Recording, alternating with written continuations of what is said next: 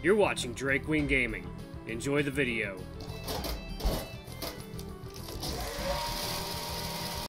Hey guys, Nary here from Drakewing Gaming. Some of you know me on Twitter, The Gaming Dragon. Today I'm coming back at you with a new Let's Play game series. You thought you were just getting one new game? Hell no. Welcome to Fell. So Fell is a little game that I've been following for a little while. It's made by one student in college. I like the premise of this. This is kind of probably going to be a bit of a heavier, darker visual novel because it's more about dealing with mental illness and depression and stuff like that. So I don't know how heavy this is going to be. It's not 18 plus, so we'll see. You don't have to be 18 plus to cover some very sensitive, uncomfortable topics. But anyway, guys, I'm actually very excited to get into this. Anyway, please sit back and enjoy. Let me tell you for the next 20 minutes, and let's jump right in. Arm changer up. Okay, here we go. Ooh. It's always the same every time. Well, that's not entirely true. The where and how shift a bit sometimes. Let me turn up the text speed a bit. There we go. But in the end, it's always falling. I'm alone. I think it's a cliff of some kind, one that overlooks a canyon. It's hard to tell, but from a distance it looks like an intensely steep drop-off. My morbid curiosity takes over my body, and the second it does, I know everything is going to happen. I scream in my head for my legs to stop, or even just slow down, but they walk me right up until I'm standing at the edge. Looking over, it's farther down than anything I've ever seen in real life, and just as it looks from afar, the drop-off is like a wall straight down. I start to wonder what it would feel like to hit the ground from this height. What if I slipped? Would anyone find me? Would they know to even look? I don't have to wonder for long, though, as something strikes my head from behind, and in a moment I'm falling, the cold air rushing against me as I hurtle towards nothingness. It'll be over soon. It'll be over soon. I repeat the words I always do and wait what feels like hours. It'll be over soon. It'll be over soon. After waiting, embracing, and waiting, suddenly a short and sharp pain courses through me. I'm on the ground and I'm fading into nothingness, and I know that no one will find me. Not in time, at least. It'll be over soon. It'll be over soon. It was technically true, but in the grand scheme, it was a lie. Because deep down I know that this will never stop happening. That this torment is just a domino falling in slow motion. Nothing able to stop it, just waiting until I slip away into unconsciousness to tip the next. It's never going to end. The words don't actually come out of me. I was already just about gone, but I was still aware enough to feel the tears running down my cheek. And right now, as I'm about to completely give in, as a voice hits my ears, booming down somewhat brokenly from the cliff above. What? Are you okay? Silence rings in my ears as I lie helpless on the ground. Wes! The voice rings out once more. Open your eyes. Let me tilt my laptop back a little bit. Give me some more space for my mouse. There we go. Oh, what are you? You're interesting looking. Are you? Huh. Ooh, he blinks too. That's fucking cool. Ooh. Suddenly my eyes open and begin to adjust. The fuzziness slowly turning to a dim clarity, and the comforting yet all too dull ceiling of my attic bedroom graces my eyes once again.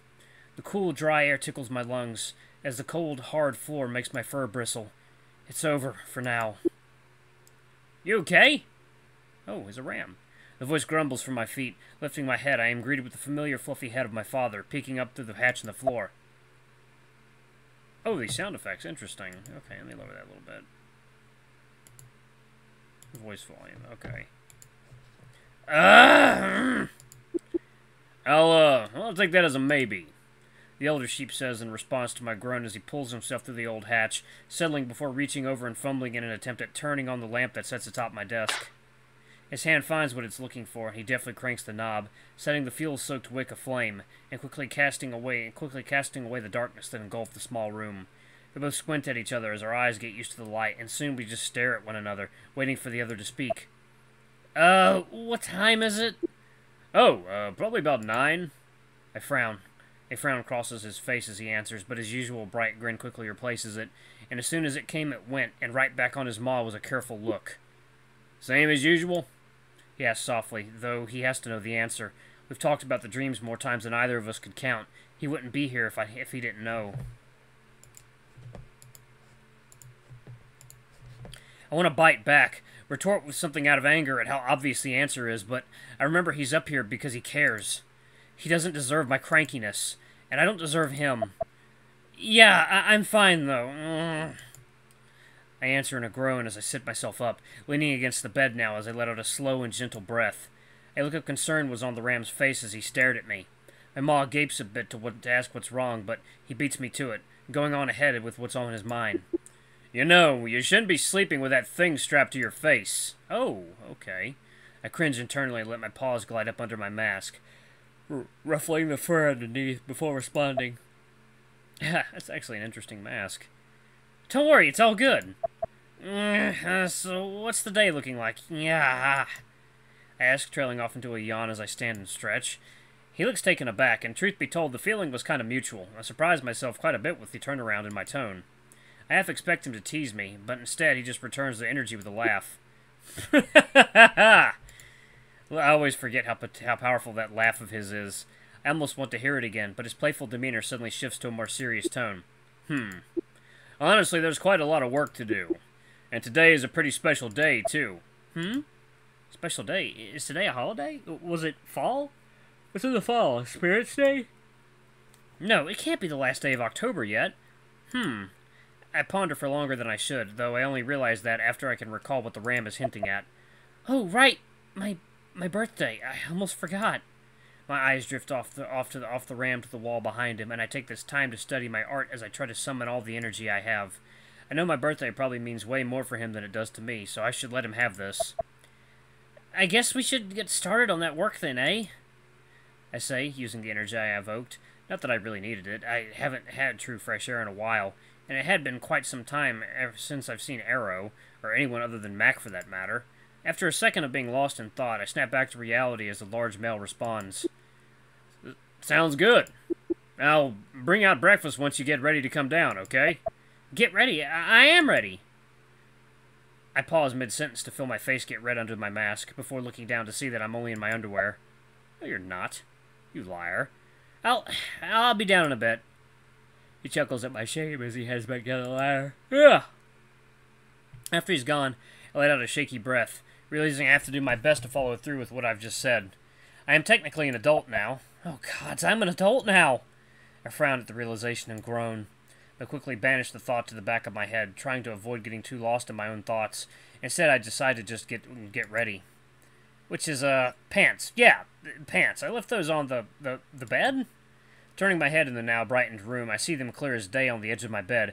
I probably kicked them off in my sleep. I grabbed them and donned them as my eyes settle on my journal, newly revealed by the sudden lack of pants. I pick it up and flip to the latest page and scribble something about my dream. Hit overhead. Wind. Fall. The last words turn out crude, the letters exaggerated, the strokes showing the anger of their artist, who has grown tired of them. I shut the journal forcefully, hoping that I can shut away my frustration with the motion, and turn to find myself in a death stare at the ladder that leads to the outside world. The downstairs would rather. I've gone up and down it all summer. Well, all my life, actually, but still. The added prospect that I won't be right back up is somewhat daunting. I make an attempt to resummon the energy and strength from earlier, but nothing comes. Instead, I just stare uneasily before attempting one of the exercises I was taught. Just breathe, Wes. Just breathe. Just count to 3, then do it.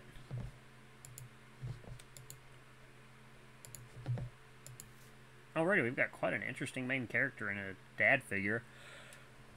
Why does he wear that mask? That's really interesting.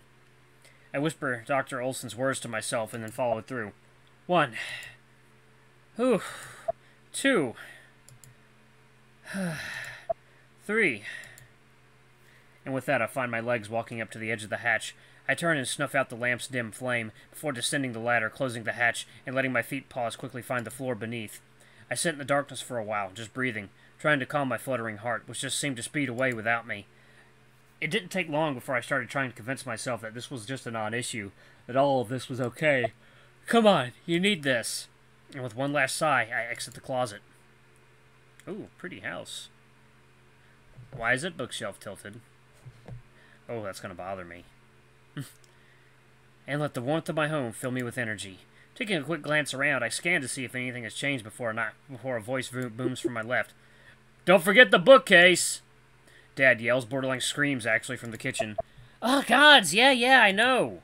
I rub my ears and turn to push the bookcase, which hides the entrance to my bedroom as it slides seamlessly against the wall. I still don't know why he's so insistent on me doing it, but it's been that way since forever, I think. Maybe now that I'm older, he'll tell me why. Not that it really matters. I'm sure whatever it is irrelevant, especially since I've made it this many years without it becoming obvious or at the very least necessary to know. But on the other hand, it might be good to know. I shake my head in an attempt to shake away the thought of my eyes. I shake my head in an attempt to shake away the thought, and my eyes land on the old picture of me and Dad from 5 or so years back. Sitting next to it was some recent books on innovations in magic. I dwell on the portrait a little longer before turning and walking toward the door to the, I don't remember what it's actually called for some reason.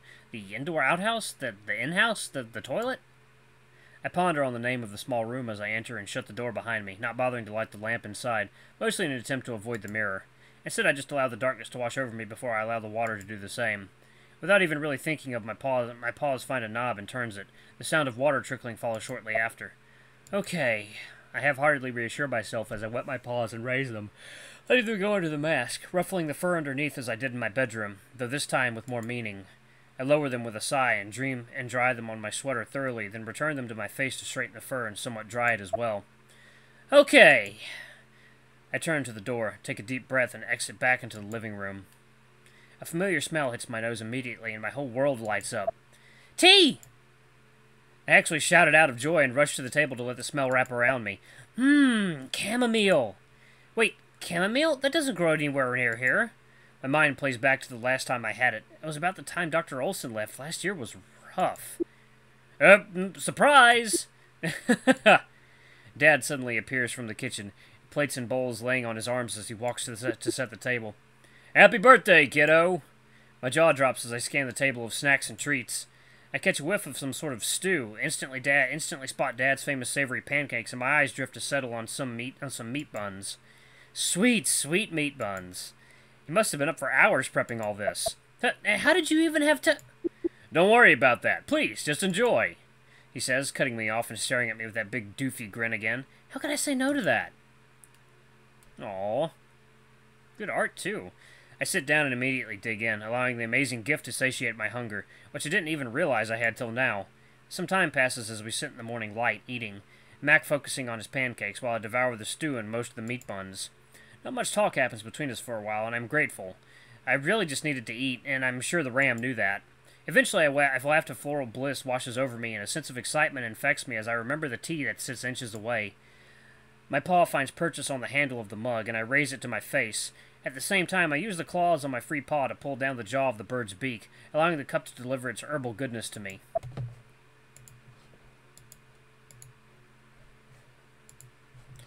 Oh, man! Chamomile, lavender, mint? What's that sweetness, fruit? Dad chuckles at the question before proudly delivering the answer in almost sing-songy tone. That there is honey from over the mountains. What? Where? How? It took a bit of searching, but you can get just about anything in Port Haven if you know who to ask, he says mysteriously, winking at me for effect, though it definitely misses its mark. Wait, in the tea blend? Where did you get the chamomile? Same place, my dear, and don't worry, I went all out. I made enough to last through next spring. My jaw drops again at the prospect of having a high-quality medicinal blend like this daily for that long, and in an instant I knew he had earned a hug. I wait for his oversized hand to sit the cup it holds back down before I go in, getting up and lurching forward, hugging around his big fluffy neck. Thank you, Dad. Duh, it's nothing, kid. Wes. I laugh at his unneeded correction and propose my own shortly after. Kiddo's fine, Dad. I withdraw from the hug, sitting back down in my chair and taking another sip. It's just, I can't believe how old you are now. It feels like it was only a few years ago that I found you. Anyways, I was thinking we can maybe go down to the community center a few hours after sundown, if, you can handle that. I thought we'd have a drink together now that you're of age, and, an introduction into adulthood, if you will. The idea of being out that late sends a shiver down my spine. I was barely able to get down here this early. Obviously, we don't have to. I don't want you to be uncomfy. he adds, interrupting my slight mental turmoil over the question, but still looks at me expectantly, awaiting an answer. Breathe. 1, 2, 3. That sounds great! Okay. But really, if you change your mind, just tell me, okay? Dad says, seemingly having picked up on the fact that I was still unsure. I have all day to prepare for that though, so I won't let it get me down now. At some point in my life, I'm going to have to be around a lot of people at once. This is just a baby step. You can handle baby steps, Wes. I'll be fine, old man. I tease, trying to halt the brewing tension, and thankfully it works. Old man. We'll see who's acting old once we get to work. He counters, reminding me of the chores I agreed to help with, which makes me deflate back down into my seat. I disguise my dismay as relaxation, lifting the tea back to my maw and taking a swig before standing and debating whether or not to counter his counter. Instead, I just inquire as I scan the table like an eagle for any meat scraps to finish off. So, what's up first? I grab a piece of meat bun and stuff it in my maw as I wait for the large ram's answer. Yard work. Quick scan of the corn leaves, and we might even be harvesting today. Oh gods, I came down on a harvest day? Really? Potentially. We'll have to see when we get outside, though. We've been behind on water due to the lack of rain as of late, but we still might be good to go. You do remember how to tell if corn is ready to harvest, right? Of course I do.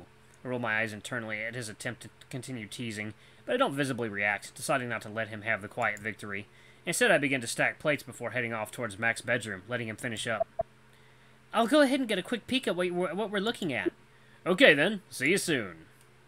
As he picks up where I left off, I cross the boundary into his bedroom, closing my eyes and quickly stepping through to get to the back door. I keep my eyes shut tight and let my paws find the door. The familiar wood scraping at my paw pads leaves me nostalgic in a weird sort of way, but I remember that lingering in that sort of thought is a bad thing. I realize that Mac is probably watching me, so I take a deep breath and do a quick internal 1, 2, 3.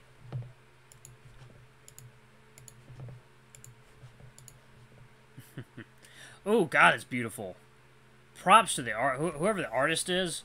Great work. I find the knob, twist it, let the door swing open, then step out into the world. Hello again, Dewhurst, I say softly to myself, while my tail instinctually swings to slam the door shut behind me, all as my eyes take in the view of our tiny town off in the distance.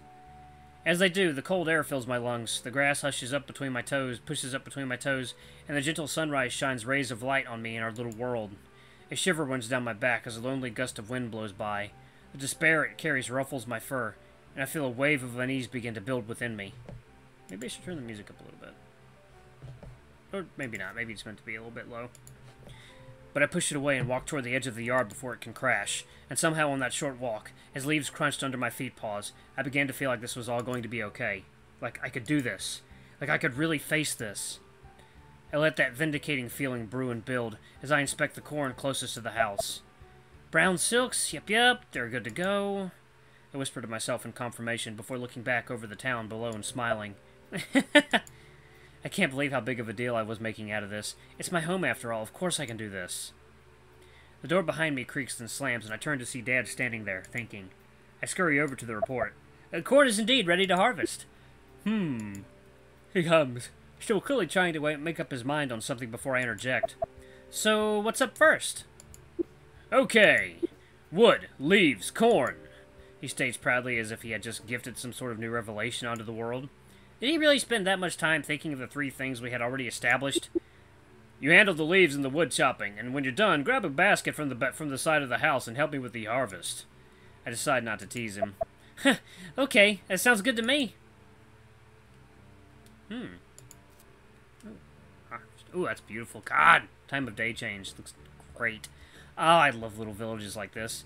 The rest of the morning went just as planned. I raked the leaves, chopped some wood, and Dad and I spent a few hours getting the corn done. All that work, and we still have a couple hours before sunset. Man, I feel so productive. I say, rounding the corner, where I'm immediately greeted by Dad resting against the house. I quickly join him and lean against the wall at his side. So how many bushels? He asks through chewing on a whole steaming cob, before finishing, wiping his maw, then offering the rest to me. 9 sweet, 2 dill, 1 pop. I answer quickly and take his offering, biting down into the corn, and letting a few of the plump kernels burst between my teeth. Good, yeah? I already took our bushels for the winter inside. After this, we have one more harvest, then it's time to clear the field. Sounds good. Wait, so are you going down to Port Haven soon, then? Oh yeah, tomorrow or the next day, hopefully. Mr. Jones and I had planned to go last weekend, but that didn't work out on account of the late harvest. Wait, what? Since when are you and Arrow's dad buddy-buddy? For a while, I guess. He answers flusteredly before a wave of realization seems to crash down on him.